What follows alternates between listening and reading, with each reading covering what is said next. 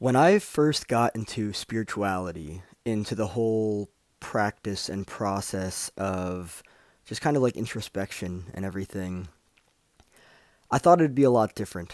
And it's interesting to say that too because discovering spirituality, discovering yourself in spirituality is a very unique, interesting and genuine experience. And it's very similar to healing. It's kind of strange to say that because healing and spirituality are something that I would consider one and the same, right? I would consider them to be very similar experiences. And when I first got into spirituality, I approached it in a very funny way, I would argue. Um, I was very positive. I had the kind of, positive vibes only kind of dynamic going on.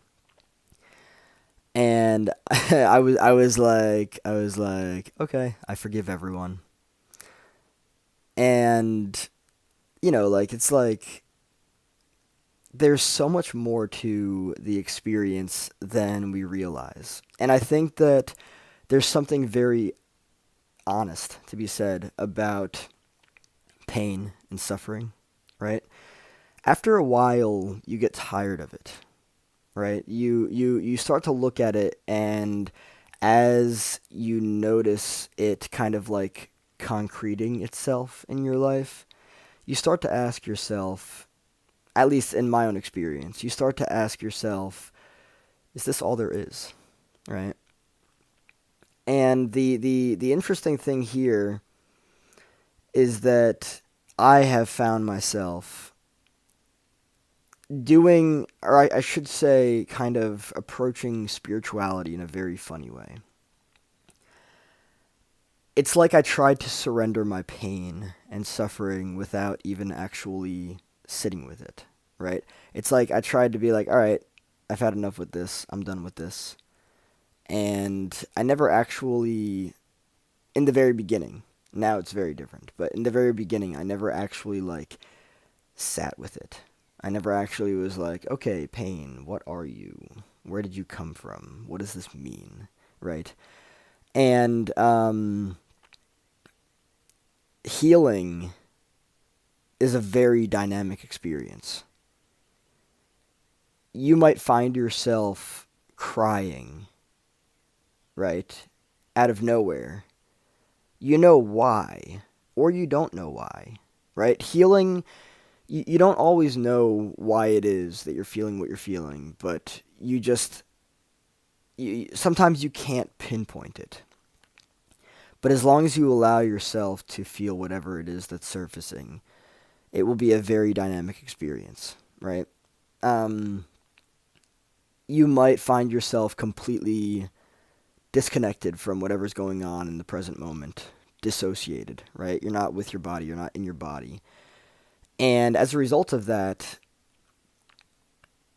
obviously you're just not being present with whatever's happening, but you're probably feeling something. And you probably need whatever it is that you're feeling to surface and to allow it to just be there, right? And to just surrender to it and feel it. Whether you need to whether you need to scream or whether you need to cry or whether you need to laugh, right? Um some of the absolute best laughs that I've ever had in my life have been the ones where something like absurd, maybe it's tiny, maybe it's something from a while ago, something just pops into my head, and it's like I can't stop myself from laughing, right? You ever had that before where it's like absolutely nothing is happening, right? Nothing at all is happening. And it's like you just get a thought, right? And that thought is absurdly funny. It's so funny that like you know that the situation that you're in is like not appropriate for you to laugh. Like obviously maybe you're not laughing at the situation itself, but if you were to laugh in the situation, not at the situation, but in the situation as a result of whatever it is that you're thinking, right? Whatever it is that popped into your mind, right? It's like It just wouldn't be congruent, right? But those moments where you just find yourself like laughing and you actually have to hold it back because you're like, oh my god, like this laugh would feel incredible, but it's like I have to control myself right now, right? And if you can excuse yourself and just like enjoy the laugh, but healing in and of itself is such a dynamic experience, and it's very challenging to be in this space of awareness because healing means to experience the opposite of what you previously experienced. Basically, congruency, right? Because a lot of times we weren't congruent. Instead of being congruent, we suppressed, we pushed down, we pushed out, we pushed away, right? And to allow ourselves to actually feel and to be present with whatever it is that's there, right? That's healing. And I find myself being very congruent with things these days, and bringing all of my awareness and energy back to myself and into my body, and asking myself, what does Chris need, right? And actually being congruent with that, right? Because you need to teach yourself that. You need to learn to trust yourself. You need to learn to trust your emotions and everything. And feeling those emotions and not allowing other people to invalidate that, or if they do, get away from them, right? That is healing. You need to allow yourself to experience that. The experience is very dynamic. Don't try to control it. Just surrender to it. Allow it. And whatever surfaces, it's trying to tell you something. That's how healing works.